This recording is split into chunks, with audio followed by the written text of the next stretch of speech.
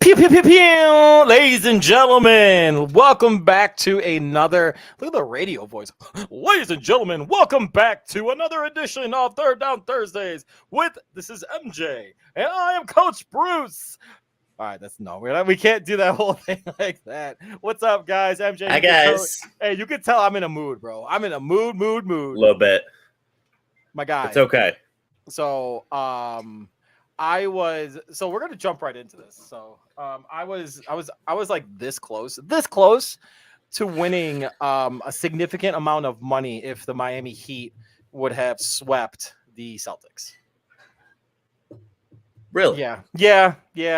Like I had a little small, like a small bet for them to go to the NBA Finals, but So I don't know why I wanted to start off with that because that's fine. I actually saw something on the TV right just now, and I was like, you know what? Just so you guys know, our pre-show talk consisted of, hey, what's up, man? You good? Yeah, good. All right, let's run it. No, the pre-show talk was Bruce messing with his camera like a Kardashian. Oh, that's true. Yeah, no, I had to fix it. Even right now, That's what the pre-talk was. I'm looking at it. It's still crooked. Bruce, you look fine. I mean, I look fine. It's the camera that angled. Oh my gosh! All right, we don't have time to mess around today. Because at 7:15. We have Alan George, who's a DB for the Cincinnati Bengals, joining us at 7:15. And then at 7:45, we have Jeff Friday, who was the strength and conditioning coach of the year in the year 2000 when the Ravens won the Super Bowl. So the man built the strength of Ray Lewis, among others, and has been doing this for a long time. Wrote a book. He's out here. The wife delivered dinner. Let's go. Wow. Thanks, Paige. Hi, hello to the wifey, by the way. Bruce says hi. What's for dinner tonight? Grilled cheese and tomato soup. Ooh, nice. Hey, you know what though? That's a staple. It's a classic. Some people talk crap about it, but you know what though? From a guy that had plenty of Kraft macaroni and cheese and hot dog nights at the household. Hey, let me tell you something, man. That one's a winner too. It is. Yeah. It's 100% a winner. 100%. So, look at the cheese. Look at that. You better make sure you finish that before our guests get on because we don't want to look like those guys. Oh my gosh. Well, MJ, real quick, I'm going to ask how are you because I know you were. Now you're great. Yeah, it was a weird night. Just real quick to recap. So I closed last night. Yeah. I left at midnight, right? Because it was a rough night. So not terrible. I had to be back at like 4:45 to put away the truck this morning. Because all the guys that normally put away truck happen to be on vacation. Okay. And I can do it really fast. So I was supposed to be there at 4:45. You close at midnight. For anybody who gets off work, I'm tired, but also I'm wound up because I've been working all day. Right. So if you get off work at 5, you don't just go to bed at 6. Right. No. Right. For those of you who work normal 9 to 5s. So I was wide awake. So I went out to dinner with a buddy I closed with. And then by the time I got home, it was like 2:30. So I played some Xbox for a few hours. Then I went back to work, put away truck, and I went to bed when I got home. So this is actually kind of funny. So incredible. It actually relates. This is pretty good. You sent me that text, right? I was already awake. I know that's why I texted you. So Liana was awake. She woke me up last night around 2:45, 3 o'clock. And for those of you guys that are called me, I was up. So for those of you that are late to the party or light. Is that my what? Is that enough light? Yeah. Okay. Yeah, I'm good. You look dark. The producer and the producer's at the house right now, apparently. Yeah. But all right, continue. But yeah, no. So what I was saying was, I was up because Liana woke me up around 2:45, 3 o'clock this morning because she was just like fussy, whatever.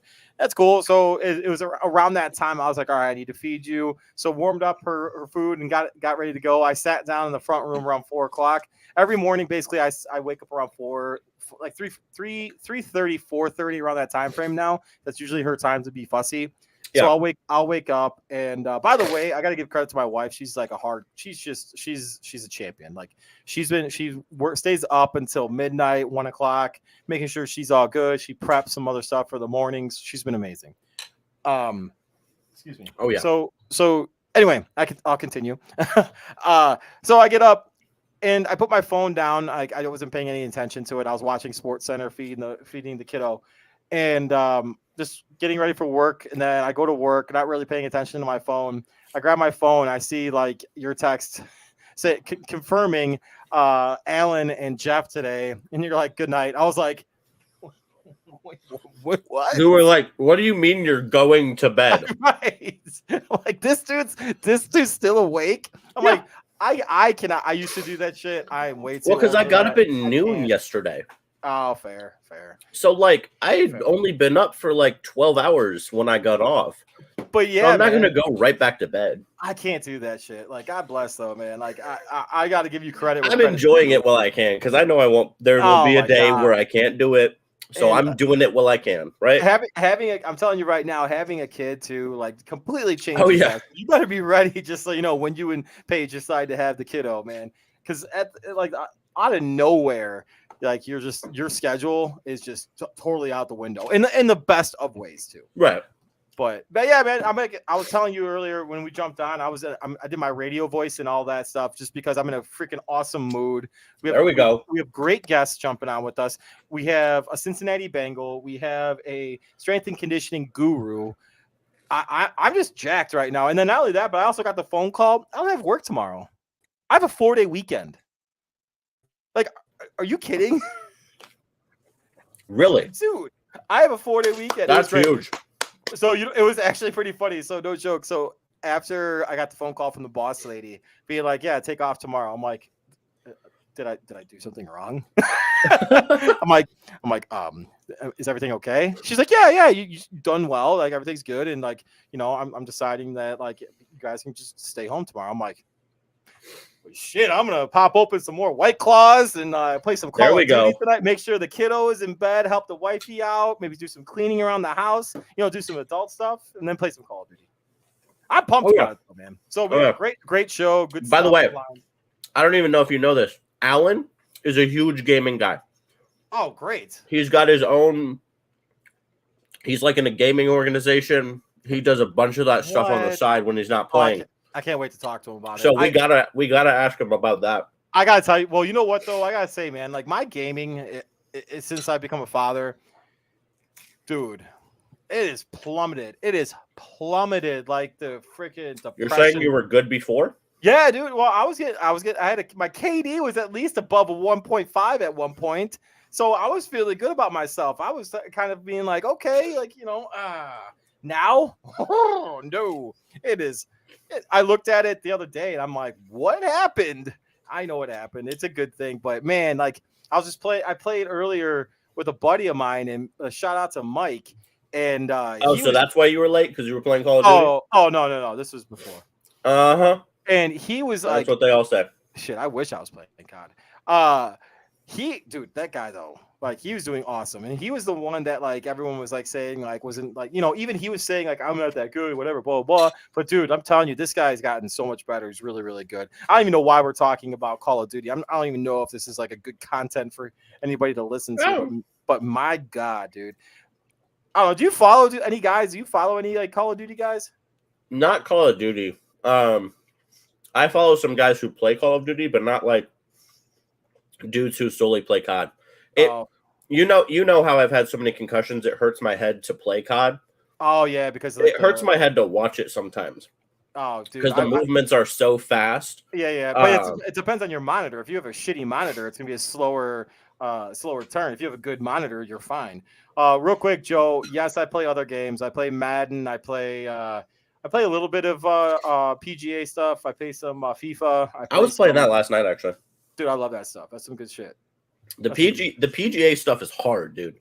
It is not easy at all. Okay, so you know what though? You gotta change. So I turned off the setting in the PGA because it says like the backswing, like you're too fast in your backswing. It's all about timing and rhythm. Like you can't penalize somebody for a quick backswing if that's how the rhythm of like the swing is actually going. I don't know. I think we're just splitting hairs right now with that. But real quick, because Alan's in the waiting room. I did golf today. I ended up playing 18 because my buddy Brando called me while I was golfing with Paige and said, "Hey, do you want to play 9?" I said, "Sure." So I ended up playing 18. Between those two, I scrambled with both of them because I haven't played in a while. But we shot 91 between the two scrambles. Little scramble action, nice. Yeah, we had a golf outing. So it wasn't bad. Hey, real quick, I got a shout out. Real quick, shout out to my brother-in-law. An appropriate shout out. I'm gonna make sure we clip this too because he was talking crap to me last week. Oh gosh. So he had a insane. I don't even remember what it was, but he had an absolute insane shot from the trees. Just a line drive, just a badass, like right to like the pin. Like the guy that knows how to play golf. And if he sees this, okay, I'll give him his credit. He's really, really good at golf. But he's still a jackass sometimes, but I love him. But that being said, though, I think we should bring in Alan, if you don't mind, MJ. A little bit early, but I'm cool with it because, to be honest with you, I'd rather talk to him than you. Yeah, 100%. You're cool, but he's cooler. Yes, sir. Yes, sir. Defensive back for the Cincinnati Bengals, Alan George. Alan, how you doing, my guy? Oh, we don't got you, my guy. We don't got you. I cannot hear you, sir. Mic not working. Can you hear me now? My bad. There we go. You're good now. So what's going on, man? How are you? How's everything going? I mean, give us an update. I know some practices are going on, OTAs are going on right now. Is that going on in Cincinnati? Yeah, we kind of run our ship a little different. But yeah, I mean, we're in the building. We're just not on the field with helmets. We're not. Our OTAs haven't like officially started. We're going to start that when we get back from Memorial Day weekend. Gotcha. Hey, so I'm gonna tangent already because when I was doing a little bit of research on you, Alan, I ended up seeing a proposal on the 50-yard line at Vanderbilt. Is that correct? Yeah, it's this right here. Oh, that's awesome. Oh my gosh.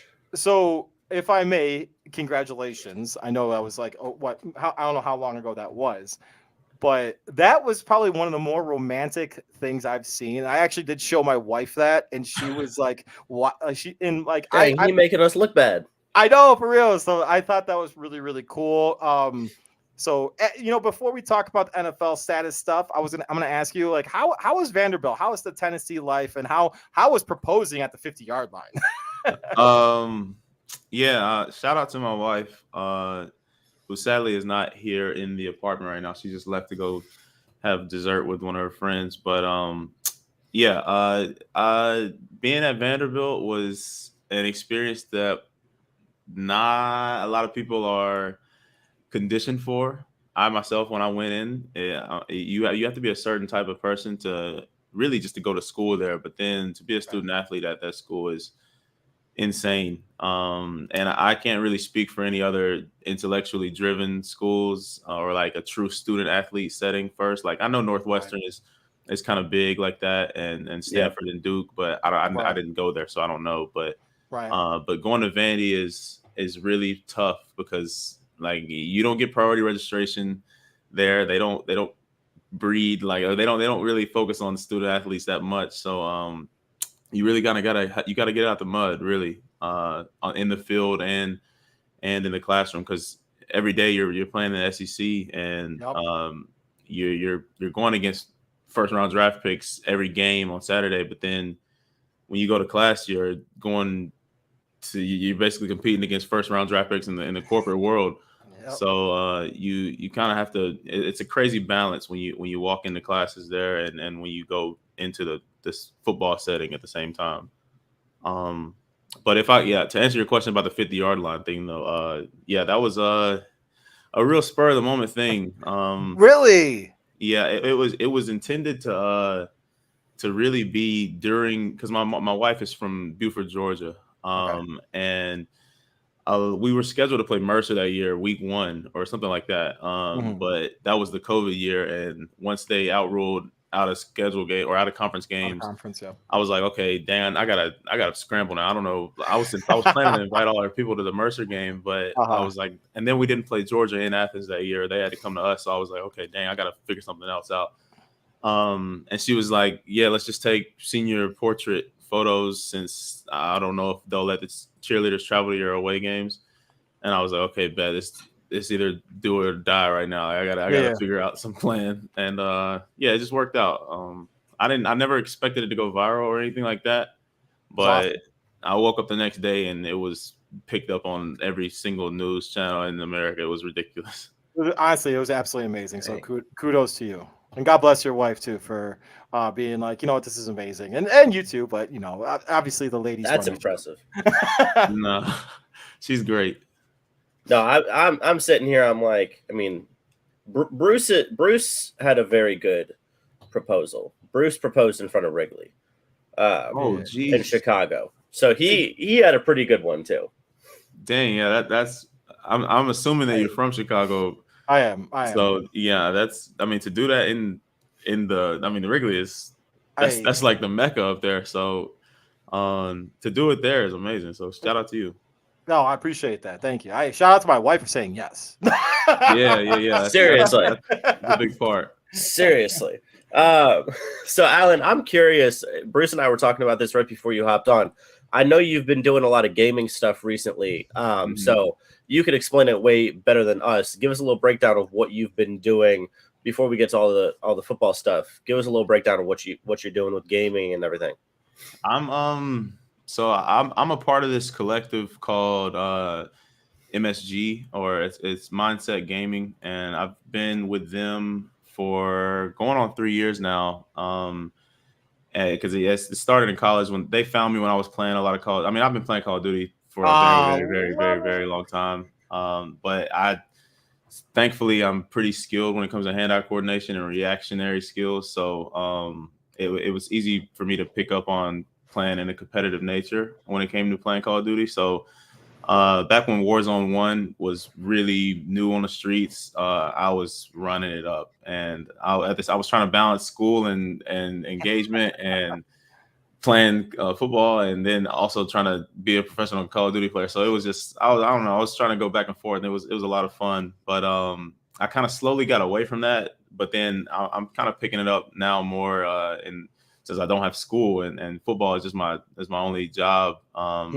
So when I have off days like Tuesdays during the season, I try to focus in and play some games with my friends. We play a lot of Minecraft too. We've been playing a lot of Among Us recently just for some YouTube videos. But I love that. that. It's been a lot of fun to get into gaming again. I bought a PC finally last year for the first time ever. So I'm having a lot of fun with the PC.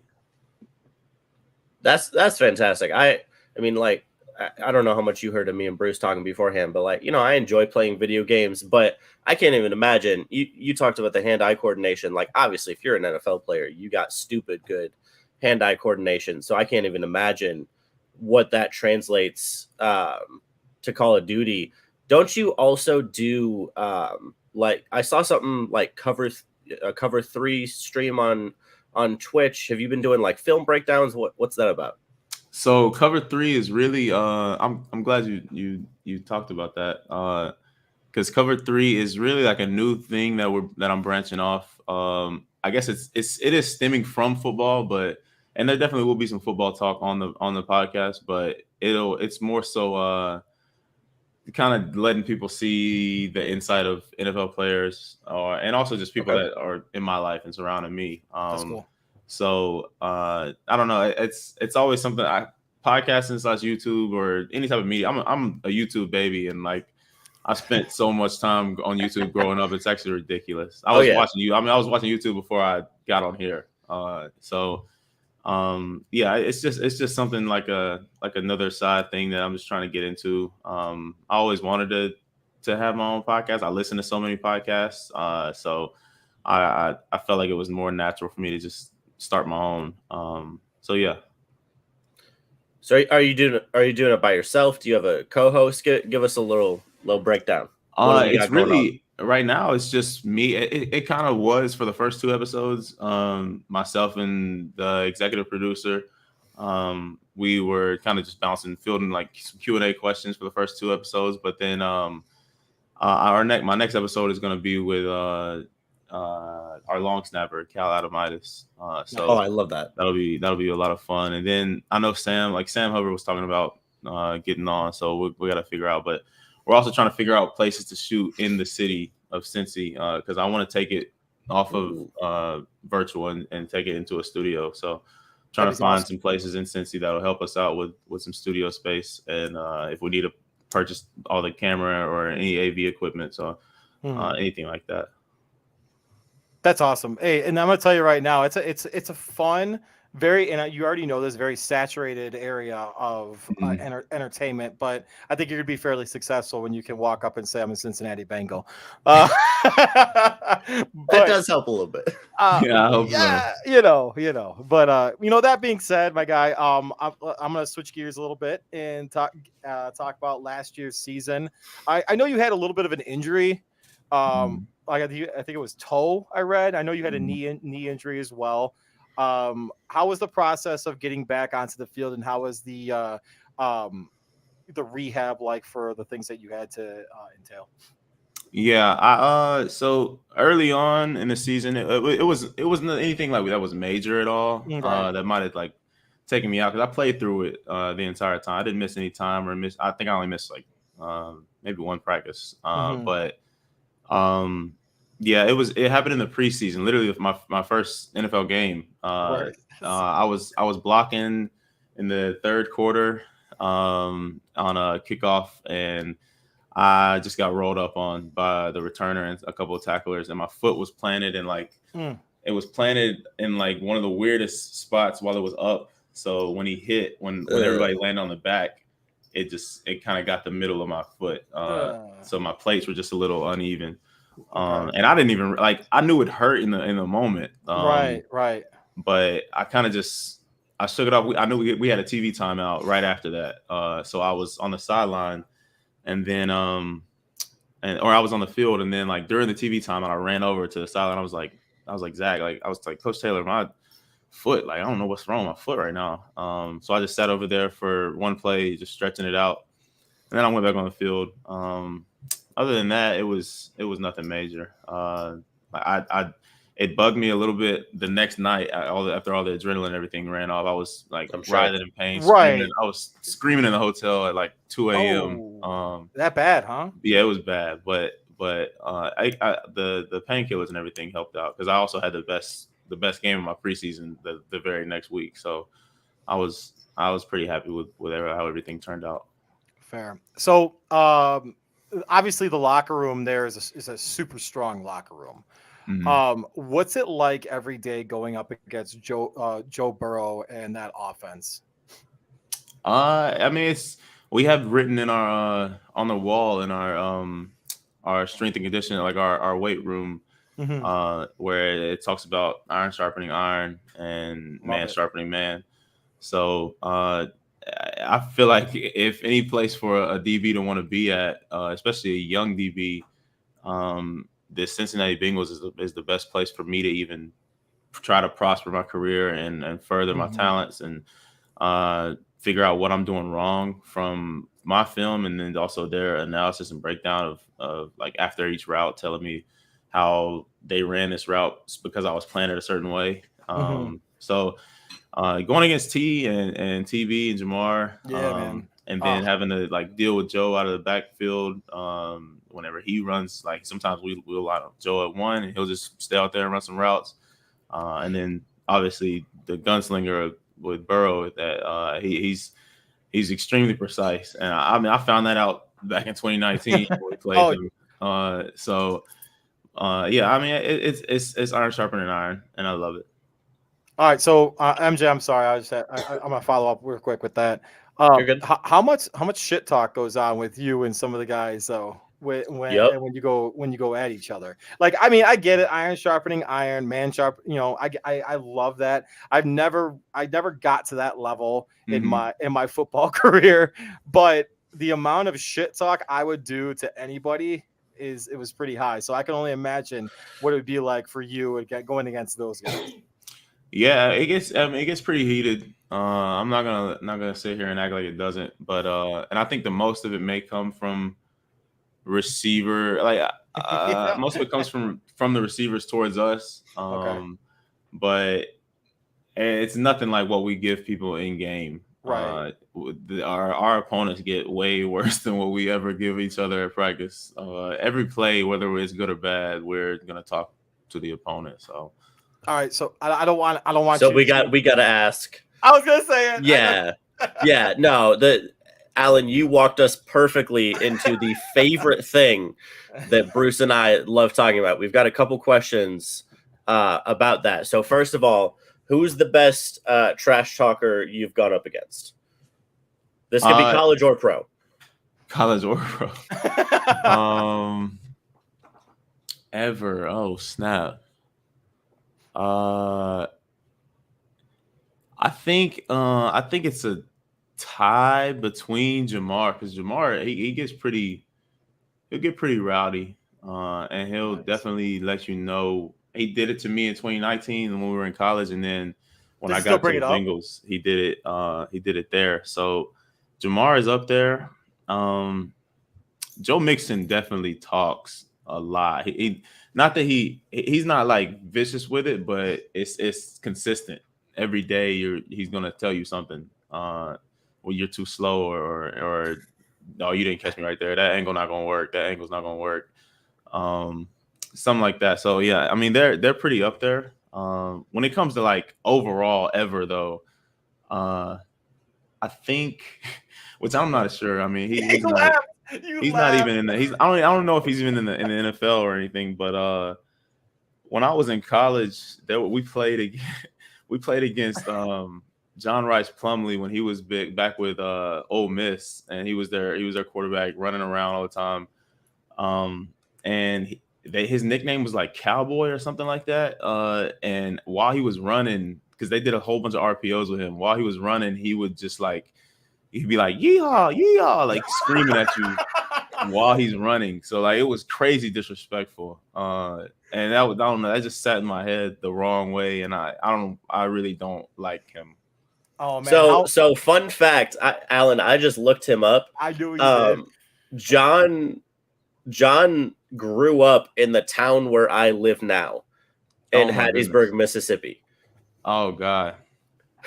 So I was born and raised in Chicago, but my wife's in med school in Mississippi, so I live down here now. I was like, that name sounds so familiar, and I don't know why. So that's just funny.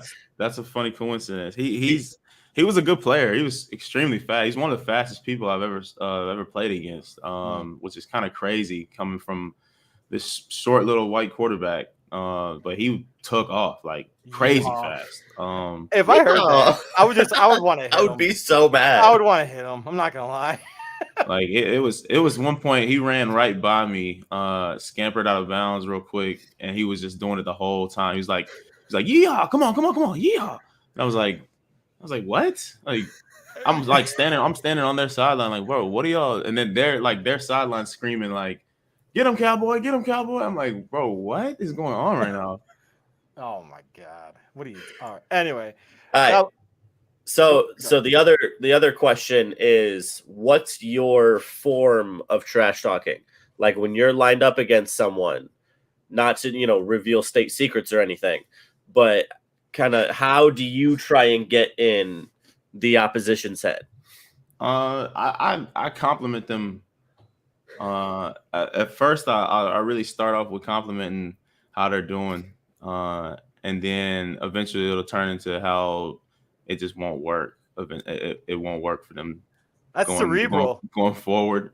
And then if it gets any further than that, most of the time I'll start telling them like especially if I'm playing corner on their sideline, and it gets to the point where I'm making enough plays, then I'll start looking at their sideline saying like y'all see better get somebody else out here. Like this dude right here he's not up to par.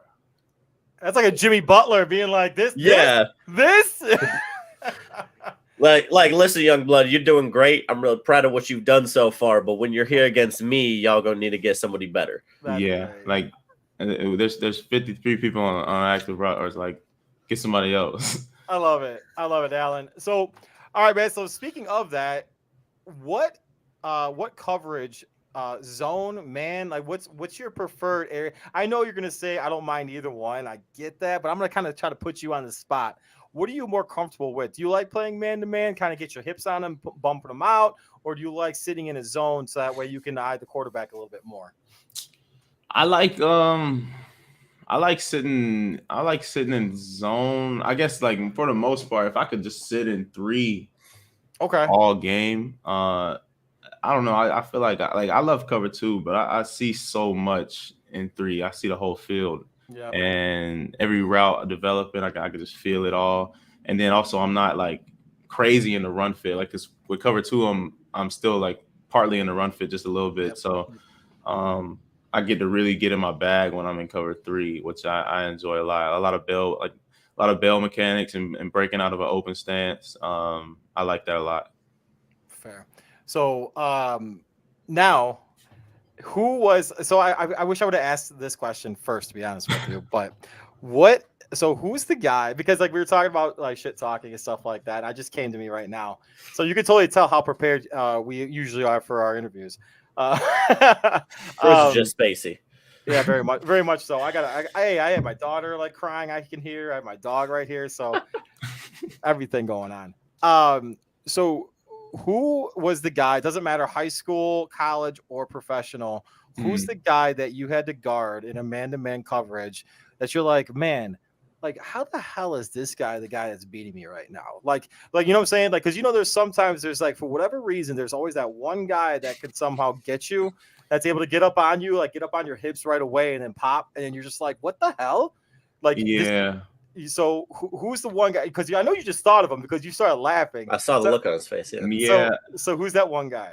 So I don't know. I've always been I don't know what it is, but something about going against Shi Smith is just like, I don't know. He just seems to keep getting my number, and I don't understand how. I really don't. Like, no disrespect to him. I'm not even saying he's a bad player or anything, but I just feel like it should be a battle of me winning and him winning, because I don't see like this crazy separation of talent or anything like that. He's a really talented receiver, and he's got a lot of speed, a lot of quickness, and a lot of subtleness in his routes. But I just don't think that I'm that much of a. I don't think I'm that much lesser of a talented DB. So I don't know. He's got me whenever he was at South Carolina. I gave my first touchdown in college ever to Shi Smith. And then he also got me 2 years later at South Carolina. And then so my first time really playing corner, like forgetting the preseason in the NFL was like week 12 or something like that against the Panthers this past year. Yeah. And Shi Smith he plays for the Panthers. So I was like, all week I was telling like everybody on our defense, like, yo, I don't care what happens, but I cannot give up my first NFL touchdown to Shi Smith. No, I can't let him have me in college and the NFL. No, right, so right. I gotta let that be to somebody else. Right. I love it. Did you get to match up with him at all?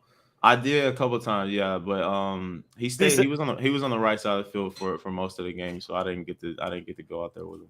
When he came over, did he say anything? Come on now, give us. I didn't, but I was definitely locked in. I was like, bro, I gotta play right now, right, and like this is my last play ever. I gotta play. I gotta give it all. Got it. I love that.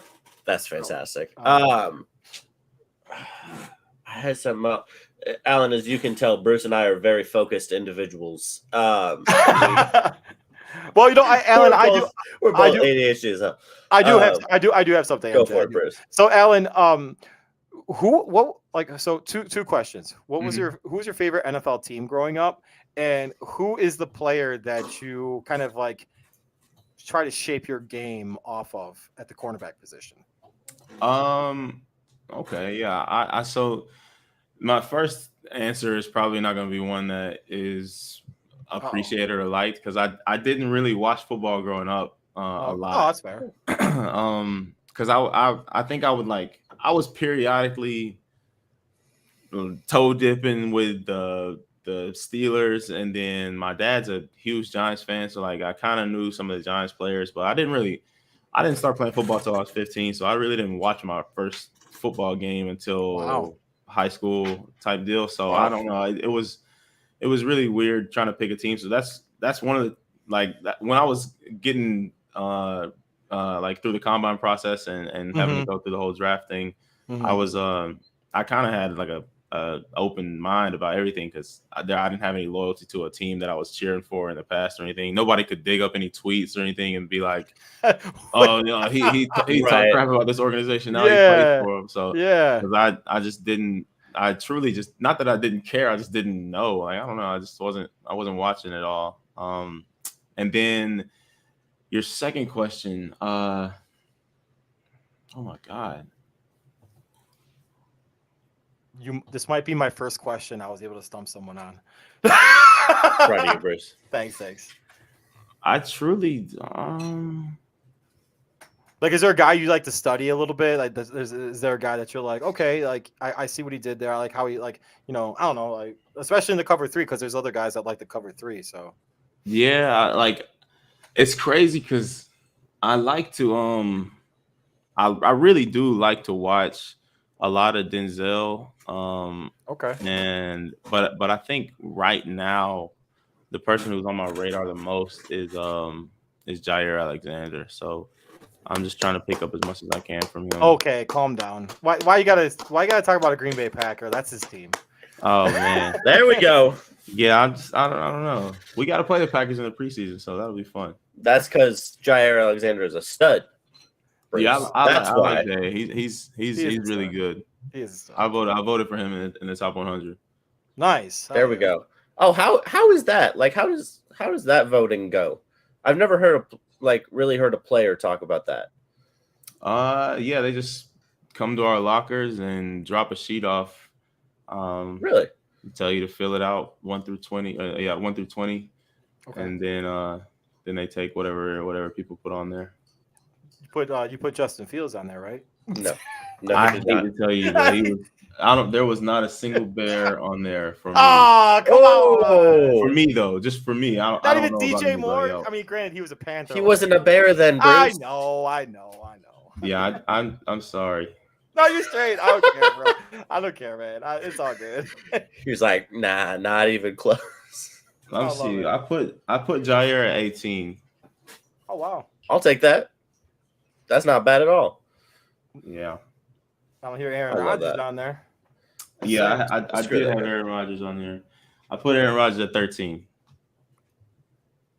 Yeah, I mean, I see that. He can stay in New York. I do not care. He can stay in New York, brother. They're all having a great time together. They're the New York Packers now because they brought over half their wide receivers. Like, I do not care. Oh my God. All right, so real quick, all right, Alan, I'm gonna shift gears again, man. I gotta get us back on this track. Okay. All right, my guy. So I love gaming. I'm a big gamer. I don't play as much since my daughter was born. Mm-hmm. But I'm a big Call of Duty guy. So that being said, what's your loadout of choice right now? What's your go-to loadout? And then do you follow like any big streamers? Well, so I haven't played that much Warzone or Warzone 2 because word on the street, whenever I was first getting my PC, my friends were just telling me I was really, really, really big on, not big like virality or anything, but I was really in the game when it came to competing in tournaments and a lot of kill races and stuff on Warzone. So on Warzone 1, and that movement from Warzone 1 didn't fully get carried over to Warzone 2 when it came to slide canceling and and everything. So I was really upset about that not coming over. So I chose to just not play Warzone 2. Wow. But I've always been big on the competitive side of Call of Duty, like actual like the comp scene. So I'm friends with a lot of people in the CDL. Nice. And I mean, I competed back before I started playing football. I used to compete with some of the guys that are on the circuit now, which is crazy. Seriously, that's awesome. So yeah, I mean, I've been around it for so long. Since I was 12 years old, I've been in the competitive Call of Duty scene. So I don't have a loadout for you, but I do enjoy watching a lot of streamers. I guess I watch a little bit of Warzone right now when it comes to like Joe Woe. I'm good friends with Joe Woe. Okay. Okay. And but he's probably the only Warzone streamer that I'm watching right now. I think I'm more on the CDL side right now. Big fan of Teep. You know TP? Yeah, TP's a good guy. He's one of those ones that came over from the comp scene to Warzone. Yeah, so I'm a big fan of that guy. I like what he does. Yeah, he's a GOAT. Real quick, Alan, before we have to let you go, first of all, thank you for spending some time with us today. We really appreciate it. I saw on your Twitter, I believe you made some merch, a clothing line. Mm-hmm. Yes, tell us a little bit about that. Yeah, it's so it's Long Live is the brand, and that, I mean, it kind of came out of that. I want to say it came out of nowhere, but it really didn't for me. It did to a lot of other people, but Long Live is something that I've built up and cultivated into its own thing since I was 14 years old. That's awesome. So I've always had this plan to just spread a message of positivity and growth, and just kind of trying to foster a community around achievement for others. So that's what Long Live is really standing for. And right now it's a merch brand, but eventually I want to take it to just like a lifestyle type of deal when it comes to stuff within the home, like candles or like pillows, like people just like stuff that they can look at daily and still well-being stuff. Still get the Long Live feeling from, which I mean I know it's not an overnight thing, so I'm not trying to rush it at all, but I know it'll get there at some point, but yeah, Long Live is my brand, and I never thought that I really didn't think that, initially it wasn't even started to do this. It really wasn't. Like, it really, I guess, kind of shifted in my mind that I could take this and make it something for others to use probably about 2018, 2019, because it really just started out like Long Live AG was just my moniker, but it was also just like, I'm an AG being Alan George, but then my mom is Angela George and my sister is Adriana George. So it was initially about the three of us, not in a holy trinity type deal, but in a family trinity, and like a bond between us when it came to like unity and strength within each other. And if one person was down, then the other two could come together to fill them up. So that's really how the Long Live AG kind of started. But then my people in my hometown, they took it and they were like, I would enter a room, instead of them calling me Alan or AG, they would just call me Long. They would just say Long Live. And like, instead of saying what's up, they look across the room, be like, hey, Long Live. And I was like, oh, dang. I was like, people are starting to like pick up on this. So maybe I need to take it and make it something. No, I love that. But you know what, though? The great thing about that, Alan, is that there is a authenticity that's there. So anything that's authentic and anything that's like family and love oriented usually does well. So congratulations on that. Keep rocking that. Also, congratulations on the NFL stuff. I hope you do well with that, obviously. I don't think you guys play the Bears this year, so that's good. I don't think we do. But yeah, congratulations on all of that. Congratulations on your success, and I wish you nothing but the best. And let's hope that we can connect again, man. Because I would love to run a game of Call of Duty with you too. I'm not gonna lie. That would be a lot of fun. So yes, sir. All right, Alan. Well, it's been a pleasure talking to you, sir. And yes, absolutely. Best of luck this year, and we'll be in touch. All right, thank you. I appreciate it. Yes, sir. Talk to you later. I'll see you.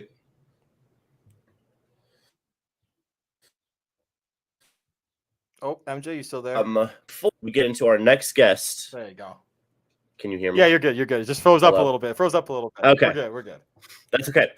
Real quick, before we get into our next guest, I don't even really have necessarily some professional introduction, but let's run a commercial real quick before we get into our next guest, Jeff Friday. We'll be back in 30 seconds. Great job. Erie Insurance says here's to the grown-ups who move, mortgage, mow, and still bust a move. But does your home insurance still fit? Erie helps you protect the home you've grown into, all at fair prices that are often less than the other guys. So how do you find the right coverage? Magic. Nope. Local independent agents who get to know you like this. Your local Erie agent is Building Block Insurance Group. Get a quote today at 704-464-4544. Erie Insurance. And when you call Jeff Wertepney at Building Block Insurance Group at 704-464-4544, let him know that Third Down Thursdays sent you, and also let him know that MJ's better than him at Call of Duty. Now, ladies and gentlemen, I would like to introduce to you I called him. This is my personal name for this gentleman. Oh gosh, strength and conditioning guru. A man that has worn amazing hats in the NFL, XFL, and currently doing some entrepreneurial work. His name is Jeff Friday. Jeff, welcome to Third Down Thursdays. Thanks for jumping on with us. Thanks for having me. Yes, sir. Hi, Jeff. Real quick, this is what you're doing right now. So it's going to be the most important thing we talk about today. You mentioned to me when we were talking that you recently wrote a book, correct? And we've got, I believe, the book, the logo pulled up right there. So Jeff, tell us a little bit about the book. How did a strength and conditioning coach get to where he's writing a book? Well, as a strength and conditioning coach that has spent 21 years in the National Football League, awesome. I never played organized football beyond grade school. Really? So the platform that I had That's pretty to witness the best players in the world and just watch and learn, that platform allowed me to share my thoughts. And the book is an outgrowth of what I learned and saw, and trying to articulate to the rest of the population of what it takes to succeed at the highest level, the habits, the qualities, the routines. Mm-hmm. And so the book is really a compilation of my life's work and just articulating it so people can learn, because I'm so grateful for that opportunity to be in the position that I was in. I feel compelled to share the lessons learned. And really it's about, just a tweak in your life. And that's really what the NFL is. It's a tweak because there's minimal separation between a practice squad guy and a 10-year vet. There really is. Right. Yeah. And so what does it take to get on the other side of a curve? And so that's what I'm going through. I love that. And like there's some kind of things that I used to think about with regards to making that jump, respectively, from practice squad guy to 53-man roster. It's kind of a mental thing, because there's the guys that have the attributes, so to speak, with their physical attributes, but just not necessarily the mental things to get you ready to go. So I love that. I'm actually, so I ordered it, so I'm looking forward to reading it, because I find this stuff very interesting. My area of study was kinesiology, so I always thought that there was an association with working out and also mental, emotional, spiritual, all that collective grouping into one. So yeah, and that's what I didn't mean to interrupt you, but that's what the four blocks are. It's really, and you mentioned it, it's that physical block, which gives you sustainability. It's what do you eat, how hard do you train, what are your practice habits like, are you resting? It's that mental block of what do you say to yourself, how do you talk to yourself? Because I learned that at that pro level, those athletes have already developed a self-talk that can really give them a gain that other people may not have, that allows them to really produce. And so that's how do you use your mind? And there's a social block, which is really how do you relate with other people? Because any team, there's a community. And I tell you what, any head coach that can get a team to play unified and to play and honor their roles, especially when you're getting paid, because you get paid off performance. So you have to stay to a system. It's very, an NFL player has a choice every single play. Do I stay within the system, or do I go for the play that I may have, which which may break the system and give me a lot of money because it gives me a sack or this or that. And so a coach that can really get everybody on the same page is worth their weight in gold. Yep. And so that's relationships with other people and community. And then there is a spiritual block. And so one thing that I learned is in the National Football League, it is such a physically demanding game that the minute you step on the field, your life could be forever changed. And so the game is a spiritual game in that players turn to a God above to help give them strength. And that's prevalent not only on game day, but throughout the week. And so those are things that I articulate in that book, where if you can just tweak one of those areas in your life, you can move along that bell-shaped curve, because there's a deep hunger for all of us to get on the other side of the curve. Of course, and that falls in every aspect of life too, and I appreciate that, and I love that, Jeff. So I want to kind of dive into some earlier stuff that you had in your professional career. I didn't know this. I actually knew that you were a part of the Ravens staff, but I'm actually going to go before that. I was a huge fan of that Northwestern football team, by the way. Mm-hmm. With Fitz, Darnell Autry, Dwayne Bates, who else? There was a few guys on. Anyway, how is that culture? How that helped culminate into what helped you professionally, and how was that team? I know that was, how many years ago now? 90s. That was almost 30 years ago. Geez. Yeah, I started my career as a strength coach at Northwestern University in the Big Ten. And I was actually hired by the basketball department. And when I got in the profession was just a very, very young profession. I got hired in 1992, and there was the head strength coach, and I was his assistant. And so I worked with men's and women's basketball, all the other sports. I assisted with football, and I came in at the same time as Gary Barnett, the head football coach. And he came in, he changed the mindset of the whole athletic department with basically like a self-talk phrase, and it was expect victory.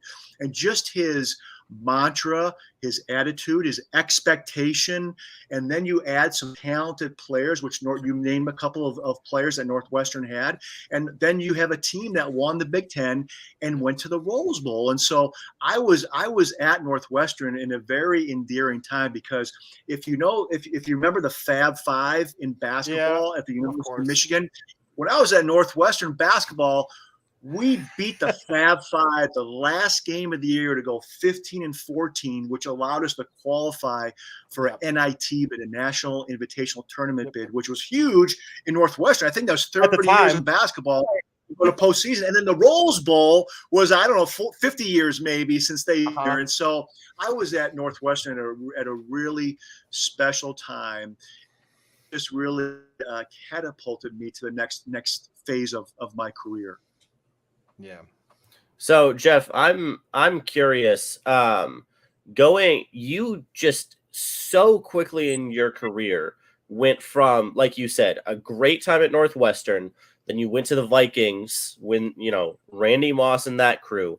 Then you immediately went to the Ravens, who won a Super Bowl, a year into you being there? So that's some incredible success. Just give us a little bit about that timeline in a span of 7-8 years, jumping to being a head strength and conditioning coach.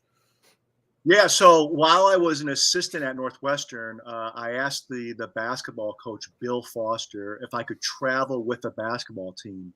And this was really unheard of back then. It was a new profession. And so I traveled with the team, and we went to play I always try to meet a strength coach in the city that we played at, to always take back information to the athletes at Northwestern. So we went to play the Minnesota Gophers, and I met the strength coach with the Minnesota Vikings while we were playing. We had a Saturday night game. I visited him on Saturday. I said, "Hey, would you mind if I come to training camp and watch you train, guys?" And sure enough, I went to training camp, and I had my cup of coffee, and I sat down. And in those days, they went to a college for training camp. They don't do that much anymore now, because the facilities are so elaborate and have all the advantages that Very rarely do they go to the colleges. So we went to Mankato State, and in those days, teams would put a tent next to the football field, and you had your weight equipment. And so there I am. I'm waiting to help out. And what Dennis Green did, the head football coach, is he gave Denny Green, he gave up a practice in the afternoon. So you had a morning practice with pads. In the afternoon, you just had like special teams practice because back in those days, there were no rules about contact. You could go 2 practices per day just beating the heck out of each other. But Denny Green, who was under the Bill Wall system, believed in player health. And so what the lifting structure was, 2 players came every 5 minutes throughout a 4-hour block based on seniority. So after lunch was over, the 2 youngest guys on the team, they would come in 5 minutes later, and guys would come in, and you had an assembly line. And so it was an unbelievable system because there was so much accountability. You couldn't escape anything because you're being coached the whole way through. And so that day, the part-time help did not show up. So all of a sudden, Jeff Friday puts his cup of coffee down. I jump into this line helping out. Well, at the very end, the veterans were scheduled at the very end of that block because the veterans could go back, they could take a nap, they could rest, come back for a lift, and then that bled into dinner and night meetings. So the last guy to come in the weight room or the tent was Chris Carter, a Hall of Fame wide receiver. And so I ended up spending the majority of the time with him because he was the last guy. And so he's leaving the tent and he yells to the head strength coach. His name was Steve Wetzel. He goes, "Hey, Wetzel, you got to hire this guy." And sure enough, 2 years later, I got a phone call. And actually, I was the second guy on the list. The first guy, his wife had a great job. He turned the job down. I got the job. And the 2 previous assistant strength coaches in the Denny Green era, they both became head strength coaches in the NFL. So I walked into a situation that was already full of respect because of my predecessors. And so I was there for 3 years, went to the playoffs all 3 years. In 1998, we draft Randy Moss. He's a rookie. Hall of Fame wide receiver. You have Randy Moss on one side, Chris Carr on the other side. Jake Reed. Yes, Jake Reed. You had Robert Smith in the backfield, an Ohio State track and field guy who could score from anywhere.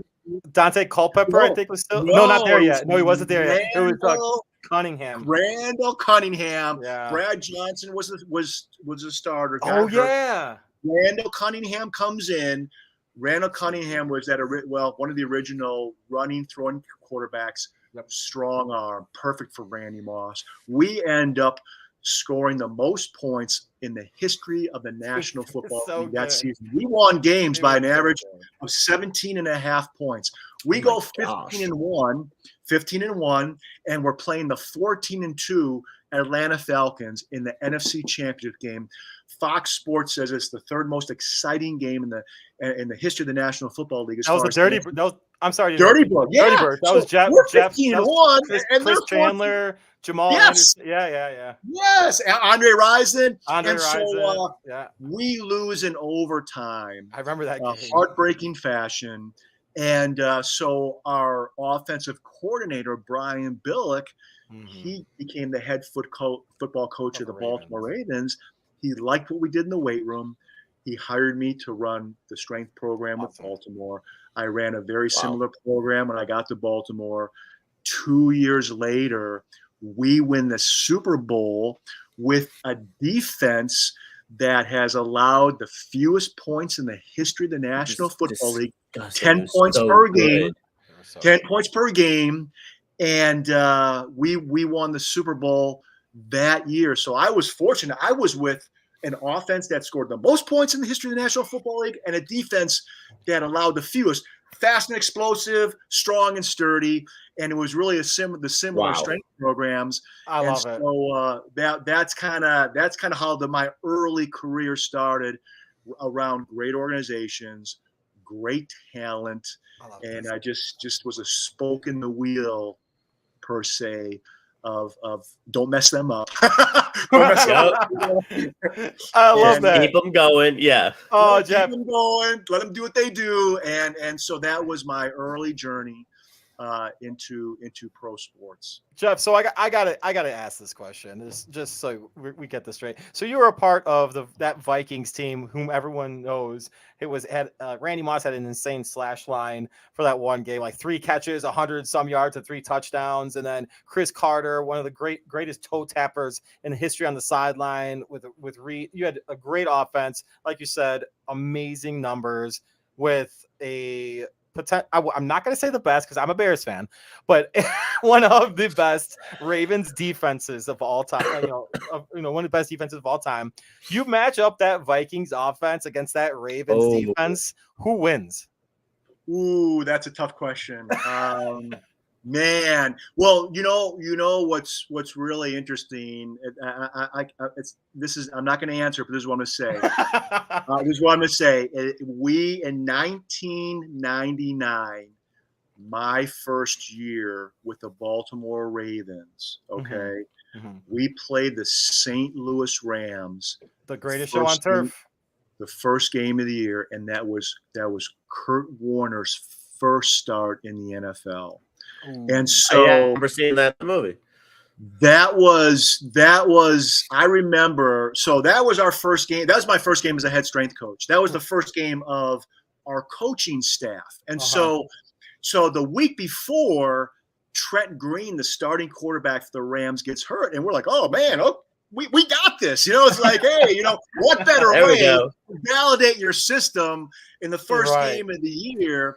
And so what happened is we lost to the St. Louis Rams, who were the year they were in 12, and I remember being like, "Oh my God, what does that mean for our tenure?"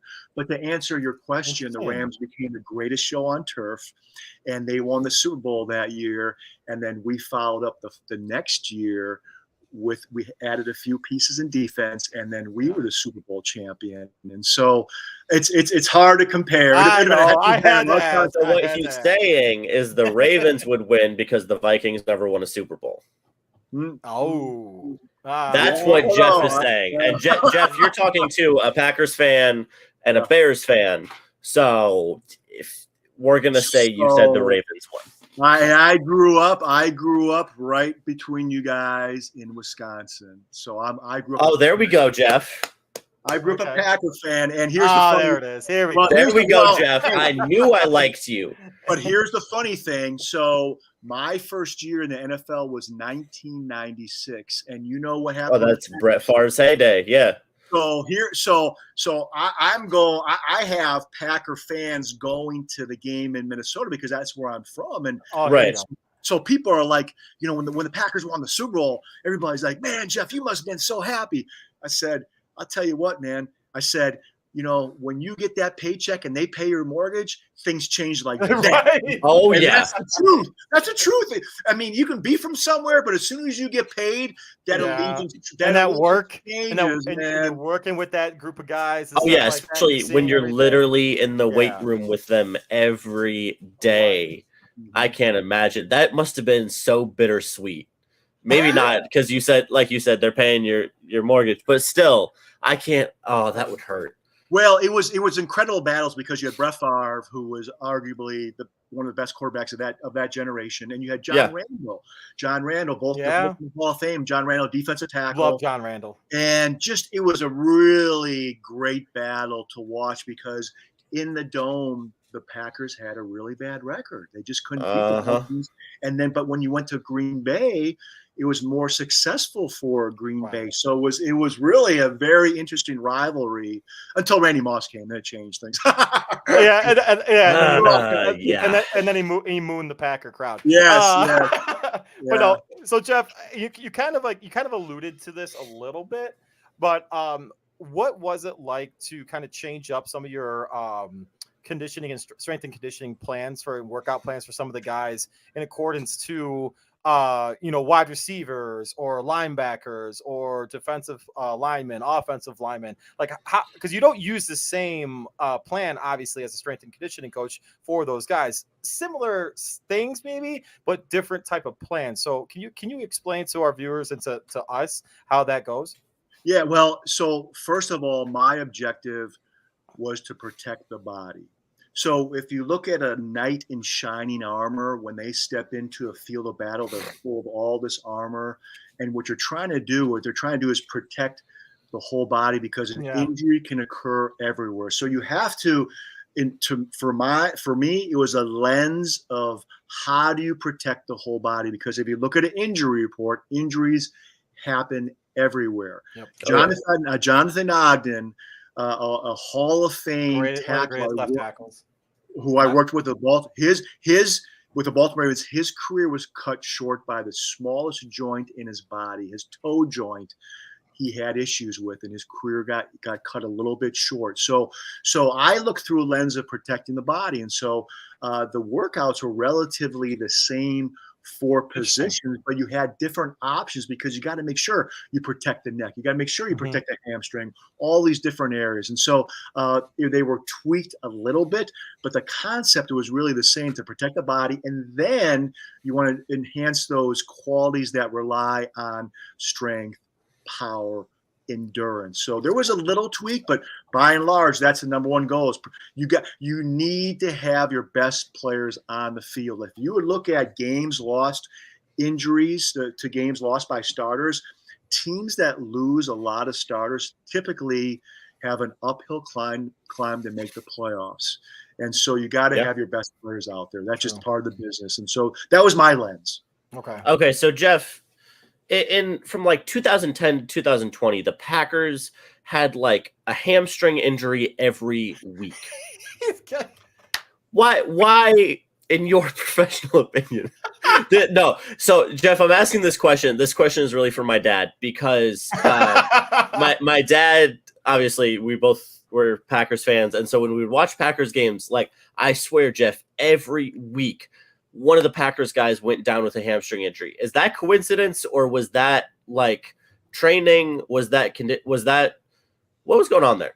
There's a lot of factors involved. So the head coach is the one that controls the loading of practice.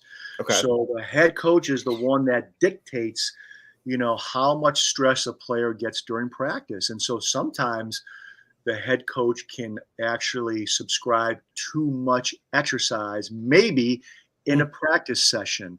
The strength coach, we try to protect the body, so we have to make sure we're working that joint, that joint through the muscles, full range of motion.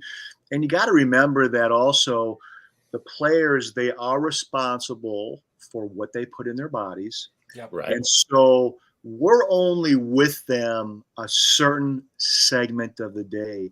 There's probably another 12 hours in the day or whatever that is, that who knows what's going on. I mean, just to be real with you guys. And so you're right. I mean, you're right. You got to be a grown ass man and take responsibility of what's going into your body. Exactly. You're correct. Yeah, exactly. And so I think there's a lot of factors, and strength coaches, they do get blamed for injuries. That's kind of the stuff. The stuff slides downhill, and the low man. So it's easy to blame the strength and conditioning program for those injuries, and that's how you get judged. It's hard there's the criteria for a successful strength and conditioning coach really kind of. There really isn't one. It's basically, really, to be honest with you, based on wins and losses. If the team wins, you've done a good job. If the team loses, you haven't. And that's kind of what we're tied to. And so, we do our best to really document everything a player does. And I'm old school. It could be an Excel sheet with all the lists of exercises. Mm-hmm. You record exactly what they've done. So the next time they come in, you have a roadmap of what they should do the next workout. We're really detailed. I've always been really detailed in that. And so maybe some strength coaches aren't as detailed in that. And so players, there's not necessarily a progression that they follow. So there could be a lot of reasons for some of those injuries. Jeff, you kind of alluded to this already, but how much input does a strength and conditioning coach have when talking to a coach saying like, hey, I don't think we should go as long with this or as hard in this particular area of practice, or this 7-on-7, maybe let's tone it down a notch? Or like, how much input do you guys actually have in that area? It depends, because believe me, I went in the head coach's office once to give my feedback on a player. Can we ask who it was? I can't say. I'm I'm sorry. Yeah, get it. I know a player who should have been playing more. Okay.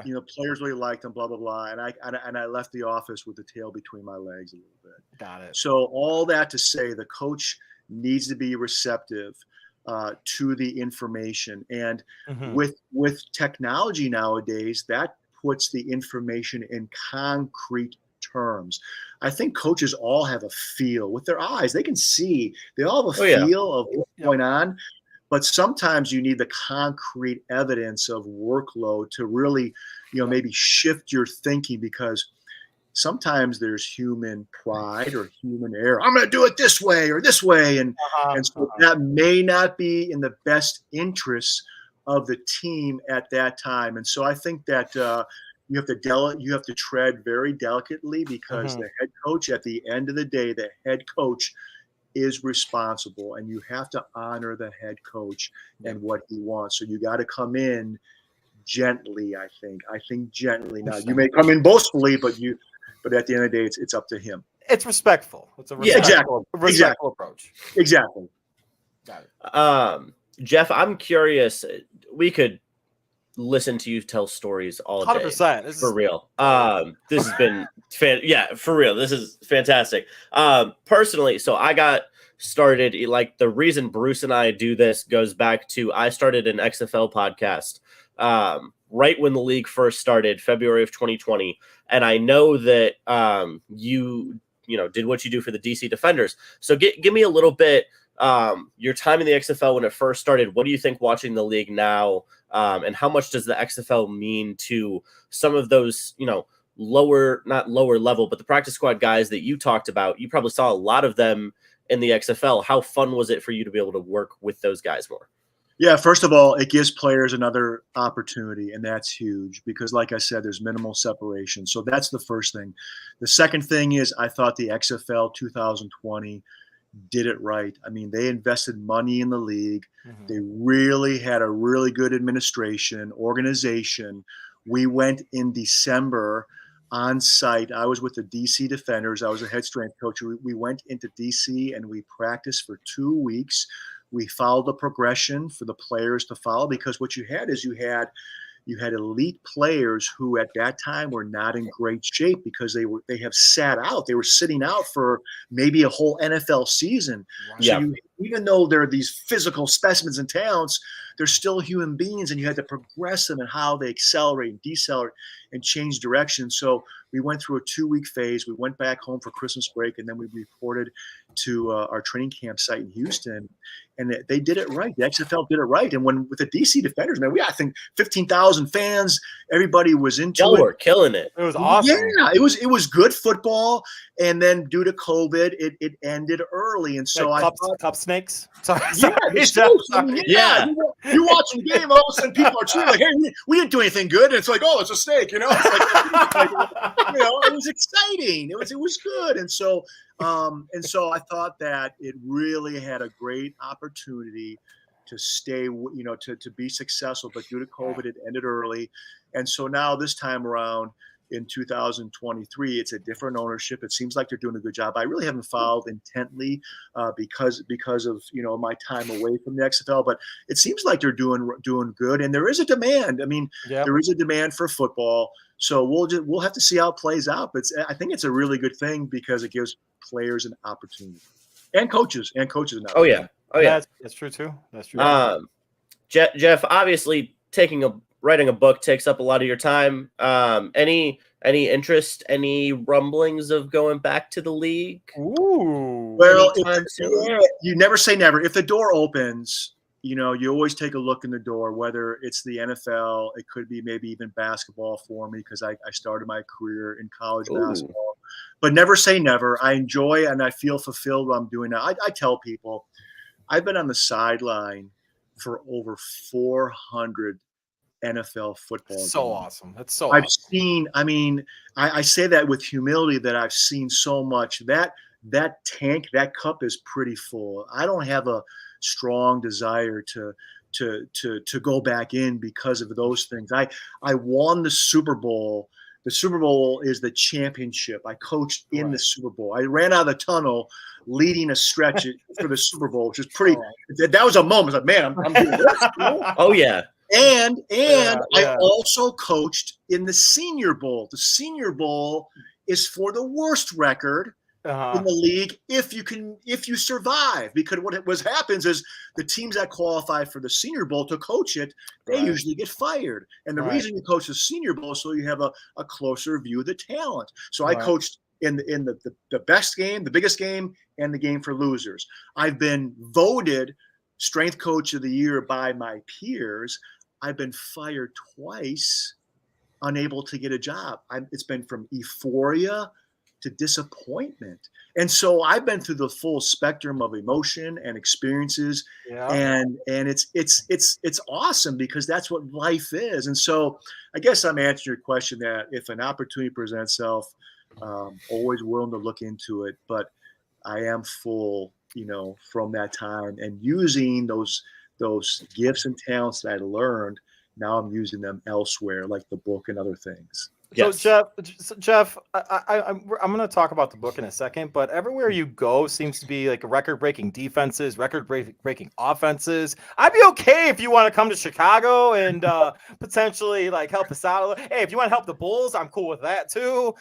They need it. They need it over there. Exactly. Hey, you got to remember now, I was at Northwestern in the 1990s, and you know who dominated then? Yeah, it's true. Michael Jordan, the Bulls, man. I got my little Stacey King bobblehead right here. I got my Jordan right here. Come on now. Best of all time. It's funny because with this younger generation, when I'm working out with the athletes now, a younger generation meaning college or young pros, it's LeBron versus Jordan.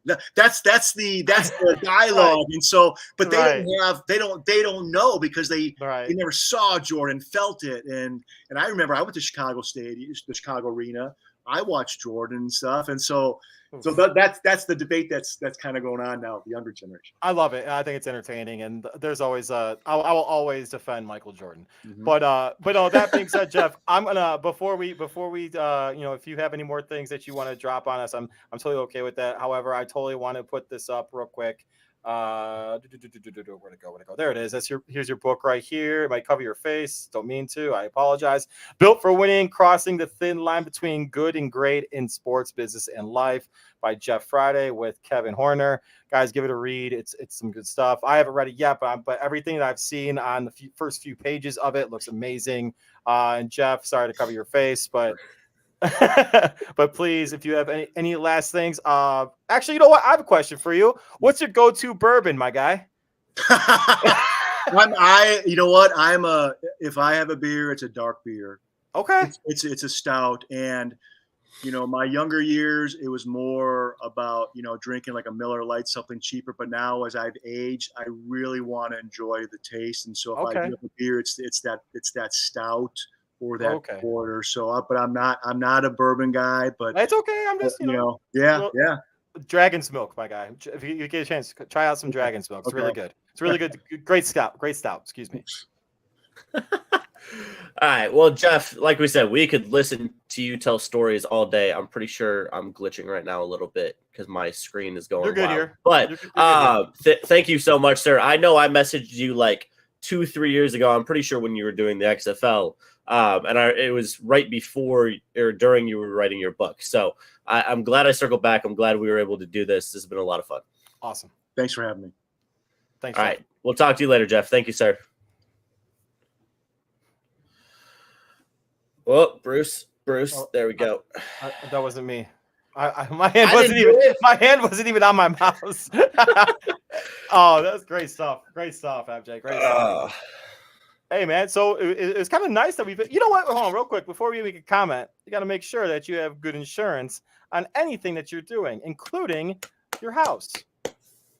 So I think we didn't do the house one, right? No, we didn't. Erie Insurance says here's to the grown-ups who move, mortgage, mow, and still bust a move. But does your home insurance still fit? Erie helps you protect the home you've grown into, all at fair prices that are often less than the other guys. So how do you find the right coverage? Magic. Nope, local independent agents who get to know you like this. Your local Erie agent is Building Block Insurance Group. Get a quote today at 704-464-4544. Erie Insurance. Give Jeff a call at 704-464-4544. Let him know Third Down Thursday sent you, and tell him that He's trash at Call of Duty. Anyway, MJ, honestly, this might have been one of our more on top of it type of shows, surprisingly. Which is rare. The only thing I have to say, because I know you're probably tired, you got stuff to do. Dude, like I said, I have energy like crazy for whatever reason. Hey, But I do have stuff to do. yeah, but 2025 NFL Draft in Green Bay. I know, I'm going dude. to make my reservations tonight. Yeah, we're gonna go. We got because I do not care what is going on. Nothing's getting in my way. I will be there, Dude, and Bruce, I'm going to be there all week. Same. I don't care. I love my daughter. She'll be fine. My wife, I love my wife too. But to be able to have the experience at Lambeau Field up in fucking Green Bay. Granted, I'm a Bears fan. Keep that in mind, MJ. I'm going to say this. I want to have a draft experience at the freaking mecca of the NFL. I said and they want to do it inside the stadium. I don't even know what that sound was. That's a clip. I know what that's exactly how I felt. Damn it. That's exactly how I felt. Now, with the attendance that the draft has had in the last few years, 300,000 people do not fit inside the stadium. But they have great areas around. I don't care. Really do. Fill the stadium with 70,000 people and then do it like I don't care. Just the fact that many people are gonna go and experience Lambeau Field, the majority of them for the first time. It's fantastic. Also, Miami Heat win the series. Nuggets win the NFL, the NBA Finals. I don't know about that, Chief. I don't know. I'll say 4-2. I'll say 4-2. Nuggets win the series. I'm gonna have to see a game before I can truly make a decision. I'm gonna have to see a game. I'll be honest. That, ladies and gentlemen, is called professional journalism. That being before said, I really go out there and make some decisions. Exactly. But that being said, MJ, good shit tonight. Yes, sir. Guys, as always, for jumping on with us. I know we didn't get a chance to fireside chat, but you know what? We had some better stuff anyways planned. So yes. That being said, MJ, I know this is your favorite time. Go for it, my guy. My hands are in the air. Like they just don't care. Yes, sir. Real quick, next week we will have former NFL wide receiver Marlon Kramer, who will be joining us. So that is going to be very exciting. But nothing is more exciting than our favorite card guy. We'll see you next week, Bruce. The card guy.